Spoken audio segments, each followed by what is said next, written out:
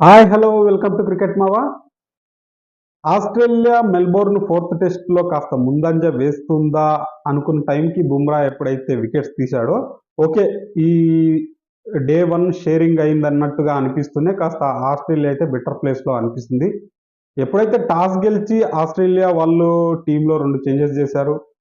Hazlewood కి గాయం అవడంతో తన ప్లేస్ లో బోలాండ్ రావడం, కాన్స్టాస్ అని చెప్పేసి కొత్త యంగ్ కుర్రాడు 19 ఇయర్స్ అబ్బాయి రావడంతోనే వరల్డ్లోనే నెంబర్ 1 బౌలర్ అయినటువంటి బుమ్రా మీద అనుకోని అతిథిగా అటాక్ చేయడం అనేది నిజంగా సర్ప్రైజింగ్ గా అనిపించింది. ఎందుకంటే తను స్వీప్ షాట్స్ కొట్టడం, రివర్స్ స్వీప్స్, స్విచ్ అన్ని షాట్స్ ఆడడానికి ప్రయత్నం చేస్తూనే బుమ్రాని శుభ్రంగా కొట్టాడు.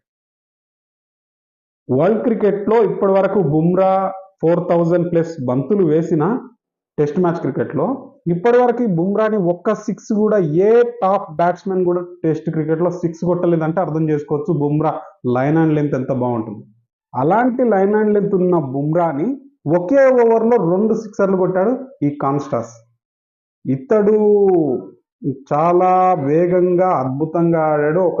అతను ఆడుతుంటే వీరేంద్ర సెహ్వాగ్ని తలిచినట్టుగా అనిపించింది. టెస్ట్ క్రికెట్లో వీరేంద్ర సెహ్వాగ్ని చూస్తున్నట్టు అనిపించింది. అంటే ఎక్కడ కూడా తొనుకు బెనుకు అనేది లేదు. 19 ఇయర్స్ కుర్రాడు. ఒకవైపు నుంచి విరాట్ కోహ్లీ లాంటి వ్యక్తి కూడా స్లెడ్జింగ్ చేస్తూ ఉంటే తను ఎదుర్కొని శుభ్రంగా కొట్టాడని చెప్పొచ్చు. ఎప్పుడైతే అతను ఆ విధంగా ఆ 60 రన్స్ ఏదైతే 65-64 బాల్స్లో వేగంగా ఇచ్చాడో అక్కడ మొదటి సెషన్ అంతా ఆస్ట్రేలియా వైపు సాగిపోయింది. ఏంటి బుమ్రాని 6 ఓవర్స్ లోపలనే ఒక 38 రన్స్ కొట్టాడు, శుభ్రంగా కొట్టాడు. ఇంకా వరద బారినట్టు పరుగులు వస్తున్నాయి అనుకున్న తరుణంలో మొదటి సెషన్లో ఒకే ఒక వికెట్ పడింది. అది జడేజా ఈ కాన్స్టాస్ని తొందరగా అవుట్ చేశాడు.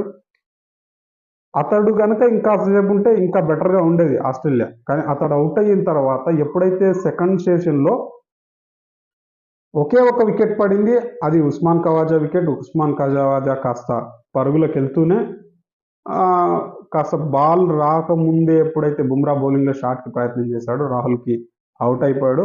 ఆ సెషన్లో ఒకే వికెట్ పడినప్పటికీ పరుగులు కాస్త తగ్గించారు.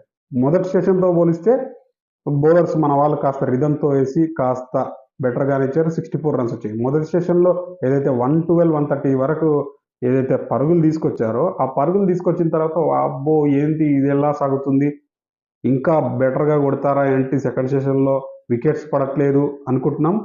ఆ సెకండ్ సెషన్ ముగిసిన తర్వాత ఇక్కడ బుమ్రా యొక్క మ్యాజిక్ కనిపించింది. ఎందుకంటే బుమ్రా డిసప్పాయింట్ చేస్తున్నాడా ఈ మ్యాచ్లో, ఏంటి ఒక యంగ్ కుర్రాడు ఇలా కొట్టాడు, బుమ్రా కాస్త ప్రెషర్లోకి వెళ్ళాడా బుమ్రా అని చెప్పేసి అనుకున్నాం. కానీ థర్డ్ సెషన్ ఎప్పుడైతే ప్రారంభమైందో ఆ ప్రారంభమైన తర్వాత బుమ్రా నేను డిజర్వ్ నెంబర్ 1 బౌలర్గా ఎందుకు డిజర్వ్ అనేది నిరూపించాడు. అసలు బుమ్రాని ఒక్క బ్యాట్స్మెన్ ఏదో ఒక మ్యాచ్ టైంలో కాస్త కొట్టగానే మనం అనుకునే అవకాశం కూడా ఇవ్వకుండా బుమ్రా నేను లెజెండ్ అన్నట్టుగా తన బౌలింగ్ అయితే ప్రదర్శించాడు. ముఖ్యంగా మనకు హెడ్ఎక్ ఈ టెస్ట్ సిరీస్ మొత్తంలో హెడ్ఎక్ తయారైనటువంటి ట్రావిస్ హెడ్ని మంచిగా కాస్త టైం తీసుకున్నాడు, ఫీల్డింగ్ సెట్ చేయించుకున్నాడు. రోహిత్ కూడా కాస్త ఫీల్డింగ్ సెట్ చేశాడు. ఏదైతే తను బాల్ రిలీజ్ చేసిన తర్వాత ట్రావిస్ హెడ్ ఏమనుకున్నాడు, కాస్త హైట్గా వెళ్తుంది, ఓకే వెళ్ళిపోదాం, దీన్ని ఎందుకు టచ్ చేయడం అని చెప్పేసి అని సింపుల్గా లేపేశాడు. కానీ అక్కడ వికెట్స్ లేపేస్తూ బుమ్రా బాల్ తను స్వింగ్ చేస్తూ ఏదైతే ఇన్ స్వింగ్ బాల్ మామూలుగా అవుట్ స్వింగ్ బాల్స్కి ఎక్కువగా దొరికిపోతుంటాడు ట్రావిస్ హెడ్. కానీ ఇన్ స్వింగ్ బాల్ లోపలికి ఎప్పుడైతే బాల్ వస్తూ ఉందో దాన్ని వదిలేద్దామనే ఆలోచనలో వదిలేయడంతో అక్కడ బుమ్రా గిల్లీలు మాత్రం కిందేస్తూ వికెట్ ఇచ్చాడు. అక్కడి నుంచి ఆ తర్వాత షాన్ మార్ష్కి మళ్ళీ తను ఒక బౌన్సర్, బ్యూటిఫుల్ బౌన్సర్ వేసి వెంటనే 2 వికెట్స్ ఎప్పుడైతే తీశాడో అక్కడ ఆస్ట్రేలియా కాస్త వెనక్కి పడిపోయినట్టుగా అయింది. ఎందుకంటే లేదు అంటే 360, 350 వరకు కొట్టేవాళ్ళే వాళ్ళు హెడ్ కనుక ఉండింటే. ఎందుకంటే మనకి ఈ సిరీస్లో హెడ్ పెద్ద హెడ్ ఎక్కాడు, అది మనకు అందరికి తెలిసిందే. 311 ఫర్ 6 వికెట్స్ అంటే కాస్త ఇండియా బెటర్గానే ఉందని చెప్పొచ్చు. మరి ఇంకొక 100 రన్స్ కానీ లేదంటే 50 రన్స్ లోపలనే కానీ ఆస్ట్రేలియాని కనుక ఆల్అవుట్ చేశాము అంటే ఇండియా బెటర్ పొజిషన్లో ఉన్నట్టు. ఆ తర్వాత ఇండియా బ్యాటింగ్ కాస్త బెటర్గా చేసిందంటే మనం ఓకే ఫర్దర్గా ఈ టెస్ట్ని కూడా గెలిచే అవకాశాలు సృష్టించుకోవచ్చు. లేదు ఇక్కడ ఆస్ట్రేలియా ఇంకొక 60-50 రన్స్ కంటే కూడా ఎక్కువ కొట్టేసింది. స్టీవ్ స్మిత్ ఉన్నాడు, ఇంకా ప్యాట్ కమిన్స్ ఉన్నాడు. వీళ్ళు కాస్త నిలబడి బ్యాటింగ్‌కి కూడా పిచ్ కాస్త అనుకూలంగా ఉంది కాబట్టి అక్కడ కొట్టడం మొదలెట్టారంటే మాత్రం ఖచ్చితంగా మన వాళ్ళు బ్యాటింగ్ ఇంకా బాగా ఆడాల్సి ఉంటుంది. ఎలాగో రోహిత్ శర్మ ఓపెనర్‌గా వస్తున్నాడో దాన్ని ఆల్రెడీ అనౌన్స్ చేశారు కాబట్టి ఈ పిచ్ మీద కాస్త బ్యాటింగ్‌కి అనుకూలంగా ఉంది. బాల్ కూడా మరీ అంత స్వింగ్ గాని, అదేవిధంగా మరీ అంత బౌన్స్ గాని అవ్వట్లేదు. బౌలర్స్‌కి పెద్దగా సహకారం లేదని చెప్పొచ్చు. స్పిన్నర్స్‌కి రెండో రోజు నుంచి ఏమైనా సహకారం దొరికే అవకాశం ఉంది. ఎందుకంటే మనకు వాషింగ్టన్ సుందర్‌కి కూడా ఇక్కడ ఒక వికెట్ దొరికింది. అక్కడ వాషింగ్టన్ ఆ వికెట్ దొరికినప్పటికీ పెద్దగా టర్న్ కాలేదు. ఈ మొదటి వికెట్ తీసిన జడేజాకి కూడా పెద్దగా టర్న్ కాలేదు. టర్న్ కాకుండా జడేజా ఎప్పుడు గాని wicket to wicket, stump to stump వేస్తాడు కాబట్టి అది టర్న్ కాకుండా దొరికింది. కానీ రెండవ రోజు గనుక ఏమైనా టర్న్ దొరికిందంటే ఆస్ట్రేలియన్స్ కాస్త ఇబ్బంది పెట్టే అవకాశం ఉంది.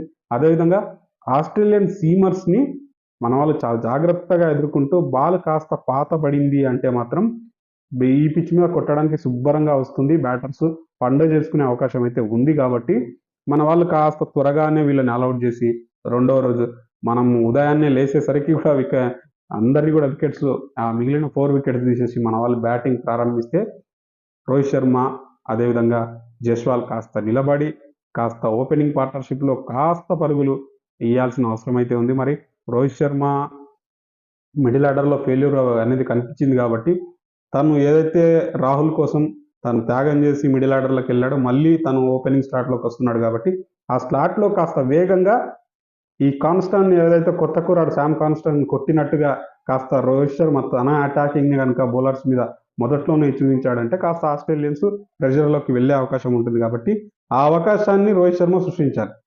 జైస్వాల్ ఒక ఎండ్‌లో మొదటి టెస్ట్‌లోనే బాగా ఆడాడు. ఆ తర్వాత తను ఫెయిల్యూర్ అనేది కనిపిస్తుంది కాబట్టి తను కూడా కన్సిస్టెన్సీ అనేది ప్రదర్శించి ఇక్కడ ఖచ్చితంగా నిలబడాల్సిన అవసరం అయితే ఉంది. మరి బుమ్రా ఆ చివరి 4 వికెట్లని బాల్ కూడా సెకండ్ న్యూ బాల్ తీసుకున్నారు. అది కూడా కాస్త ఫ్రెష్‌గానే ఉంది కాబట్టి త్వరగా ఆ 4 వికెట్స్‌ని గనుక డౌన్ చేసేసి త్వరగా ఆస్ట్రేలియాని కట్టడి చేస్తే మాత్రం ఖచ్చితంగా ఈ టెస్ట్‌లో నిలబడడానికి అవకాశం ఉంది. కానీ మొదటి రోజు ఆస్ట్రేలియానే కాస్త బెటర్ ప్లేస్‌లో ఉంది ఇండియా కంటే అని చెప్పొచ్చు. కాకపోతే ఇండియా థర్డ్ సెషన్‌లో ఆ 4 వికెట్స్ ఎప్పుడైతే రాబట్టగలిగిందో కాస్త బెటర్ పొజిషన్‌కి రాగలిగింది. లేదు అంటే మాత్రం చాలా కష్టంగా ఉండేది. ఎంతకైనా కానీ నిజంగా ఒకవేళ సిట్యుయేషన్ మారి లాస్ట్ 4 వికెట్స్‌కి ఎంత పరుగులు వెళ్తాయో చూడాలి. కానీ బుమ్రా మాత్రం తన యొక్క టాప్ క్లాస్‌ని ఎక్కడ తగ్గనివ్వలేదు. మొదట్లో కాస్త కంగారు పెట్టినప్పటికీ కొత్త కుర్రాడు బుమ్రాని ఇప్పటివరకు 6 కొట్టిన బౌలర్ లేడు. బుమ్రాని 6 కొట్టిన బ్యాటర్ లేడు. కానీ ఇప్పటివరకు బుమ్రాని 6 కొట్టిన టాప్ బ్యాటర్స్ గాని ఎవ్వరూ లేరు టెస్ట్ క్రికెట్‌లో. మొట్టమొదటి బ్యాట్స్‌మన్ 19 ఇయర్స్ కుర్రాడు. అది శుభ్రంగా ఒకే ఓవర్‌లో 2 సిక్సర్స్ కొట్టాడు బుమ్రాని అంటే తన గట్స్‌ని మెచ్చుకోవచ్చు. విరాట్ కోహ్లీ లాంటి ఒక నంబర్ 1 క్రికెటర్ తనని సెలెక్ట్ చేస్తున్నా కూడా భయపడకుండా తను ఆడినటువంటి ఆ బ్యాంగ్ అప్రోచ్ ఆట ఏదైతే ఉందో అది నిజంగా తనని కెరియర్‌లో కాస్త ముందుకైతే పుషప్ చేసిందని చెప్పొచ్చు. మొదటి టెస్ట్‌లోనే అబ్బురపరిచే ప్రదర్శన అయితే ఇచ్చాడు. మరి అతను సెకండ్ ఇన్నింగ్స్‌లో ఎలా ఆడతాడో చూద్దాం. ఇక్కడ ఈ ఇన్నింగ్స్‌లో అయితే భారత్ జట్టు త్వరగా ఆల్అౌట్ చేసి భారత్ జట్టు మరి అద్భుతంగా పరుగులు చేయడానికి బ్యాట్స్‌మెన్ సహకరించాలని కోరుకుందాం. మరి చూద్దాం రెండో రోజు మన వాళ్ళు ఏ విధంగా తీసుకెళ్తారో. మరి ఈ వీడియో గురించి మీరేమనుకుంటున్నారో లైక్ చేయండి, కామెంట్ చేయండి, షేర్ చేయండి.